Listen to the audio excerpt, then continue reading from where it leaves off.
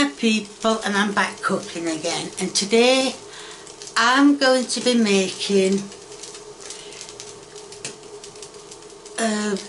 stew meat and spud potatoes. And that is all the ingredients. I stop kicking the camera.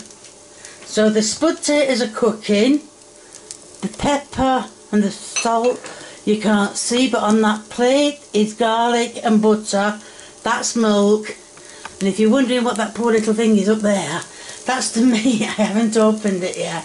Bought it fresh this morning, slapped it in fridge and not opened it yet.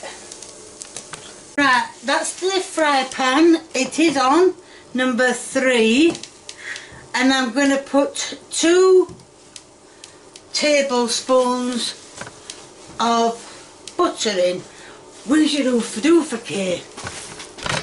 So we're going to move this. I bought some of my old recent cooking utensils out. I thought, what's the point in keeping them in a carrier bag? Get off of me. Well, anyway, that's plastic, so it'll melt off, and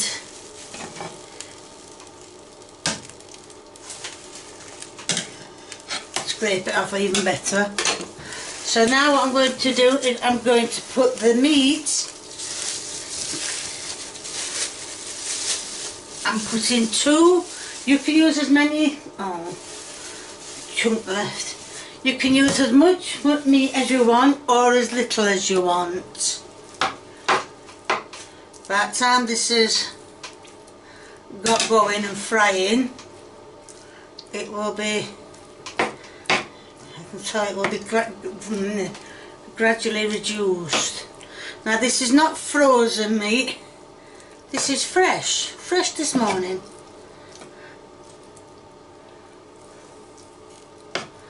There we are. So now we'll let that cook. What number are we on, Kay? Get a look. Oh, number 3. Hit on number 5. Move that cooking utensil there. We don't want to. So all I can do is just let that cook. I told you that the spud potatoes are boiling over. Well, they're not boiling. They've been put on. What I'm going to do is, while this meat is still cooking, I'm going to be adding salty, lots of salty there, and a lot of peppery there. I'm going to mix that all in. You can add the other things that to add was paprika, and I think that was it, paprika, salt, black pepper, yeah, and paprika, but I don't like paprika, it's too hot for me, makes me feel ill. So, and yes, before you say I have tried it, never again. Don't want another night on toilet throwing up. So that is that. All I can do is let that cook, well, let that cook in its time, and then it's done. Right, the meat's bubbling away. I don't know if you can hear me above it, but yes. So what I'm going to do is I'm going to add the garlic now, and it did say 2 tablespoons of garlic. And as you know, I always buy that lazy garlic. So, yes. There we are, all that put into soak. Now we're going to mix it around, give it a good mixy. Oops. Right. I think I might have to put some more, I'll put some gravy granules in this to make a thicker gravy. Oh! Look at that meat, did you see that meat? It's escaping. Come back, I have got you, because you're not partly cooked yet. Well, fully cooked. Should have got me wok out, but it's what you get out when you just reach and get something, you go, I use that, and you don't realise how much meat is in it. Doesn't matter, I'm not going to change it. It'll all get done eventually, or if you don't, it get done in clumps.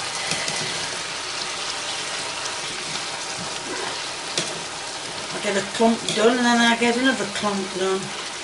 Right, separate it, right, half that half will get done, and that half will. I mean, that half won't get done. Come here, escaping. Ow, ow, ow, ow, ow, you're hot. So yes, most of it's done. Like I said, I'll probably get a clump like that. Make sure one clump is done, and then get the rest done later on. Have you just clicked? Are you switched off? Have you switched off? No, you're still on record. Good, good, good, good, good. So I'm going to, like I said, leave that for another few... that cola's good stuff. We're going to leave that for another few more minutes to cook even further. Now it's nearly all done. I'm going to add milk. I really can't understand why you add milk to meat, but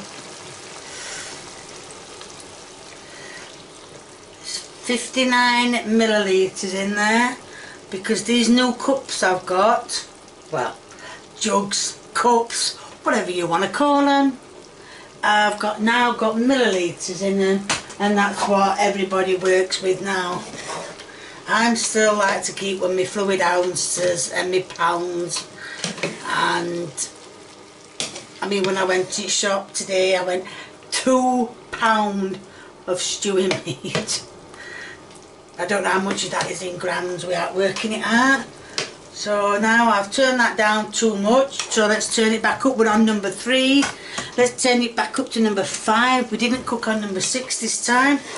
I can still see bits of garlic in the pan on the meat. So just keep giving them. I can smell the garlic. It smells really overpowering, I think.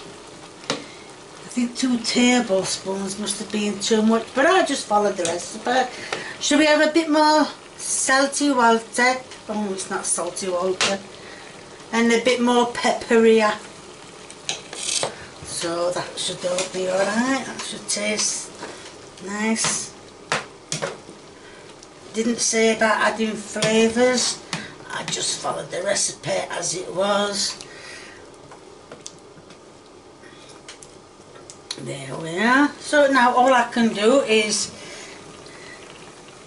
leave that to cook a bit more, and I want you to say hello to one of my old oofa doofers, what I first started cooking with. Hello oofa doofer, hello. Right, I'll just tell you, I've pinched a piece of meat out to see if it were done. Oh my god, it melted in my mouth. Absolutely gorgeous. So I know for a fact that the gravy is going to be as bland as anything, no matter how much salt and pepper I put in. So what I'm going to do is I'm going to add some beef gravy granules to give it a bit of flavour, because I like thick gravy. Don't know if you do. You don't have to have thick gravy. You can have any gravy you like. You might like gravy like water, so that's just come out of the tap. I prefer thick gravy. Now I know that a few sprinkles ain't going to make thick gravy, but it is thickening. I need another drink of cola. It is thickening up. So let's see if we put a few more in. You can hear it kicking up on heat. So I think that might be enough to make it thickish. There we are. And you can see all the meat is now all nicely brown. Lovely colour. And the smell of garlic is way overpowering. But yes,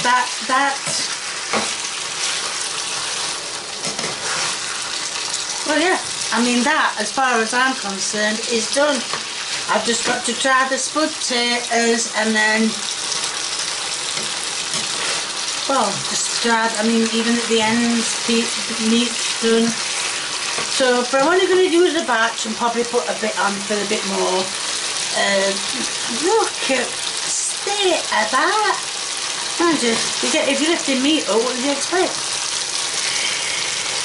So, yep. So let's have a look at the taters, spud taters, see if they're anywhere near getting done. Now it's all simmered down. I have got a spoon out.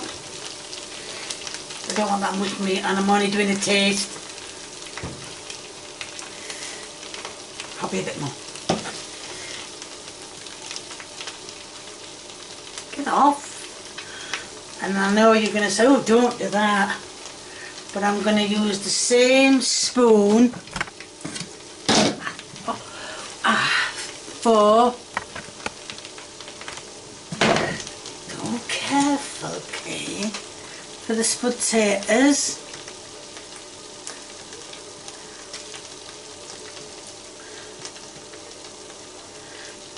There we are. Leave that in the pan. So there, you probably didn't see a bloody thing, but there is your end product. And this is your end product, which is boiled spud taters and stew meat. So let's cut a bit of the spud taters off.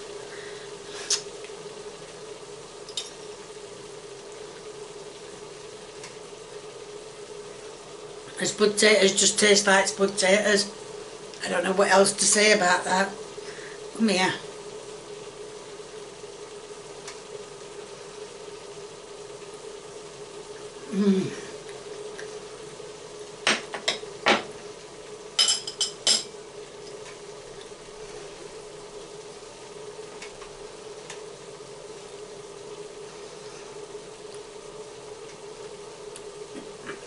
That is beautiful. Right, Kit, I just moved that camera on top. Not to worry. Kay says it was lovely. There's not much more I can add to that. I thought it was a short recipe. When I first saw it, I thought, not much there. Yes, I didn't show did not show myself peeling the spud taters. It takes so long to get them peeled and done and finished, so I thought just get them done and then put them in the pan. So that's why I didn't show you me peeling the spud taters. Obviously it hurts my hands as well, so I did it. So yeah, I'm rambling again. So yes, there's going to be a link in the told you, need another drink of cola. Right, let's get it, we've got it. There's going to be a link in the description to my merchandise. If you like what you see, please keep viewing me. Well, we're a bit fast. If you want to leave, give me a thumbs up, please do. If you want to leave a nice comment and a recipe, please feel free, the more the merrier. And if you haven't subscribed and you know someone who hasn't subscribed, get them subscribing, get into the ribs and tell them to get subscribing. Thank you, bye.